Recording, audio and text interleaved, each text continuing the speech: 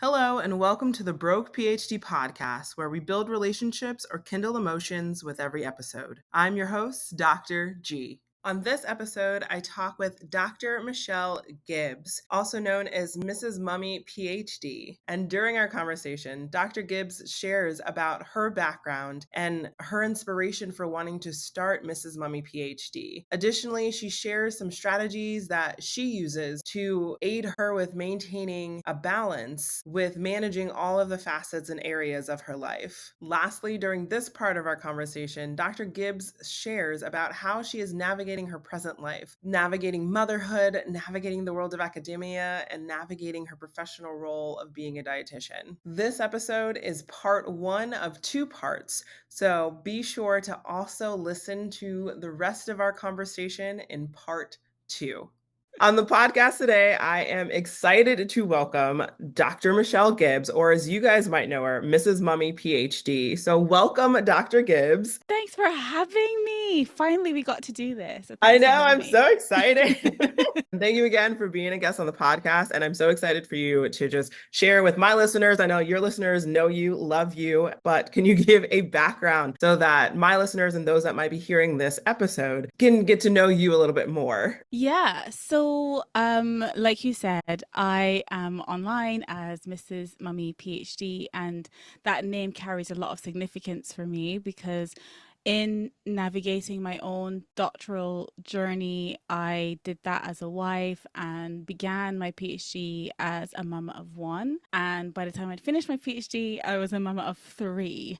So I, really had to find a way to navigate my journey, to do it in a way that felt good for me, that felt comfortable, was manageable, and to see it through to completion while also being a present mom, a wife, and just enjoying home life as well, like my real life outside of academia. So that's where the whole Mrs. Mummy PhD comes from. I am a dietitian by profession, and I also support mamas who are navigating PhD journeys, doctoral journeys, and doing so alongside mothering and in navigating their relationships. And so I feel really passionate about that because I feel like we should be able to do this without having to choose.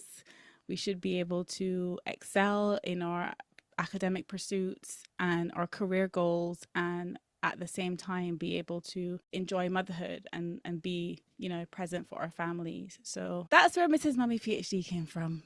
Oh, I love that. And yeah, I just hype that up and to emphasize that for everyone listening out there that you shouldn't be pigeonholed. That if you are pursuing a PhD and you want a family and you want to be a mom, you can do both. That you shouldn't have to choose, like you said, that you shouldn't just have to be forced to pick one or the other. And that seems like impossible to do collectively because you are walking proof that you can do it. And there's so many out there too that are doing it too. Yes, absolutely. And I think really it's about not even just being able to do it, but being able to do it well and being able Mm, to do it in a way that doesn't, cost you your health mhm. or well-being, and also the things that you love outside of PhD life, because, life can be all consuming at times. And, it's really about having those boundaries and being able to say, look, I am doing a PhD, but I'm also a mom, I'm also a wife, I also love, I've also got hobbies and I love doing other things outside of this PhD, and just being able to navigate that without burnout and, resentment towards the PhD is really important as well, I think. Yes. And I want to ask a follow-up question for that is how do you find that balance, or what are some tools or strategies that you use to maintain a balance between all of the facets in your life? Yeah. So I always say to people that, there's always a cost. I think with everything in life, there's always a cost.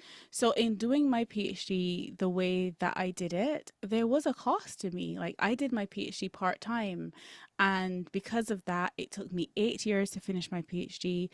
But for me, the gains of being able to do that, being able to enjoy family life, grow our family, build those memories together, for me that was worth it. But I wouldn't say to anyone that, there's not a cost, there's not a price. There is a price. It's just whether you are willing to pay that price. And so to answer your question about, what helped me to navigate this journey, it was making that tough decision of doing my PhD part-time. I started my PhD when there were other colleagues and people in the same department as me who then went on and finished. And I was still there. I was still there navigating my PhD journey. And, I won't lie, there were times where I thought, oh my goodness, like, am I ever going to finish this PhD? Am I ever going to be the one who is graduating, who's done? Is that ever going to come my way? And there were times where I couldn't see that, and it was really hard for me. But I really, when I look back on it now, I think, you know what, Michelle, that was the right way for you to do it, because you were able to do so many other things while you were also navigating your PhD journey. So choosing part-time, that was one thing that helped me. Also really just prioritizing what mattered to me, being really clear on what my priorities were. It was really important for me to do that. And not only being clear on those priorities, but being prepared to set boundaries to protect Mhm. those priorities. I think that was really important for me as well. So, there were times where I missed departmental events, and I missed out on things within the department.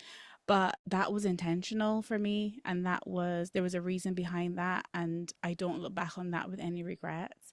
And so, yeah, that was another thing that really helped. And then the basic things of time management. And, actually, I even say to people, if you are struggling with managing your time, have a think about potentially not managing time so much, but managing your energy.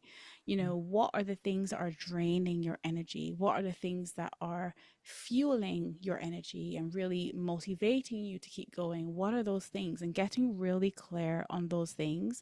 And then when you sit down to plan your actual time and you sit down to plan your weekly diary or calendar, then do that with those priorities in mind. Set time aside for rest, set time aside for PhD work, set time aside for, other paid work or employment if you've got that. Set time aside for family. Like, really do that in the context of those priorities. I think that is so important, because if you don't do that, the temptation is circumstances are going to dictate how you're spending your time, as opposed to you deciding with intention how you want to spend your time. So I always say to people, focus on the energy management first, identify and be really clear on the priorities, and then plan time around that. Ooh, I love that. I don't think I've heard energy management before. And I think I don't know, it's so mind like blowing for me right now because I'm like, oh, I'm taking this in. I'm writing this note down for myself.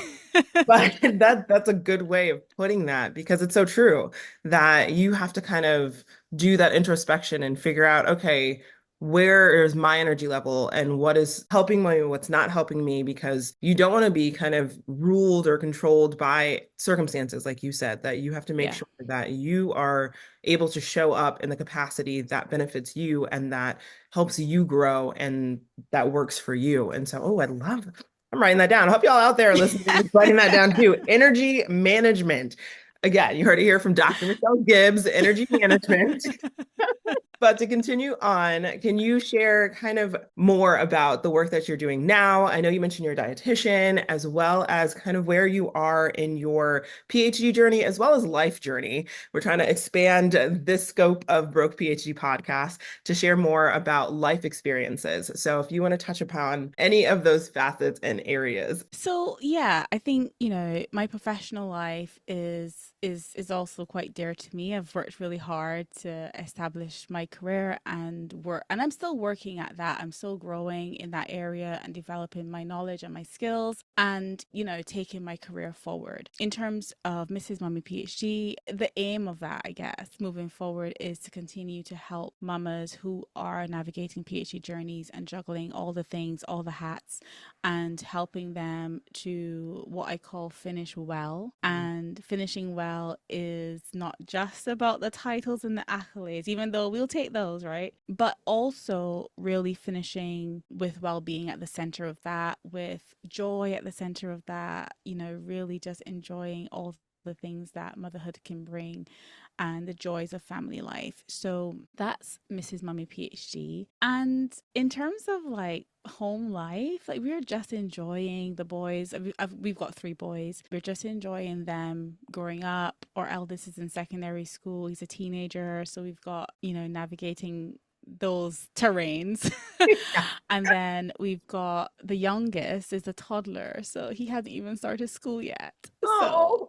we're just, just finished a potty training and all that stuff. So yeah, we've got our hands full, and I wouldn't honestly have it any other way, to be honest. Oh, that is a range. Yeah, teenagers to toddlers. That sometimes though I feel it's not much difference, even though there's an age difference.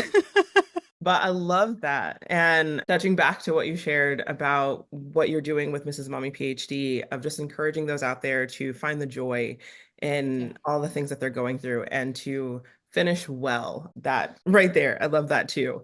Because I think sometimes you go through the process, whether you're, doing your PhD or whether you're trying to achieve something in your professional life or you're achieving something in your personal life. You have a certain goal of that you're trying to reach, whether it is potty training a toddler, which is very Yeah. difficult. That you just go through the motions and when you get to the end goal, then you're like, okay, it's done. But trying to be present in those moments and trying to, like you said, find the joy in those moments, I think can just make it more meaningful and become Yeah. such a more joyful experience, to use the word joy again.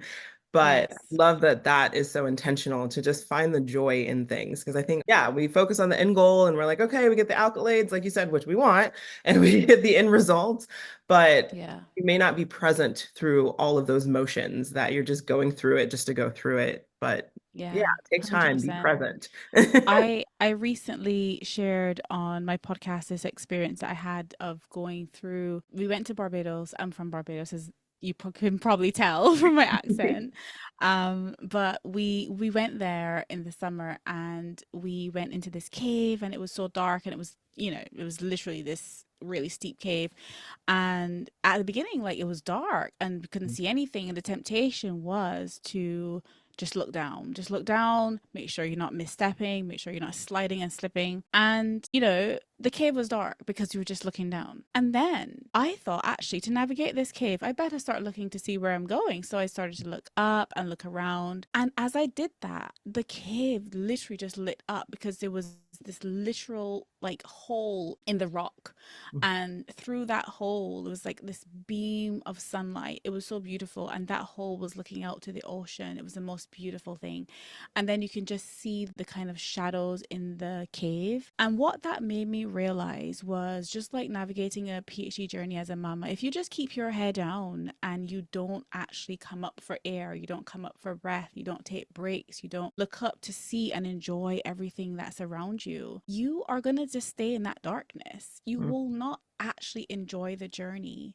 And so in order to enjoy the journey and to really, take in all it has to offer, you've got to hold your head up. You've got to come up for light. You've got to come up for air. And you'll realize when you do that, that there's so much light at the end of this tunnel, and it's within reach. Mm. And so I try to encourage mamas who are on this journey to, take a moment to really stop and think, where am I? Where do I want to go? And how can I get from here to there without having to just look down in darkness? How can I get from here to there and embrace the light? Oh, I love that analogy. And I love that you were able to kind of physically go through that analogy too, of Yeah. going through the cave and experiencing, oh, if I keep looking down, it looks dark.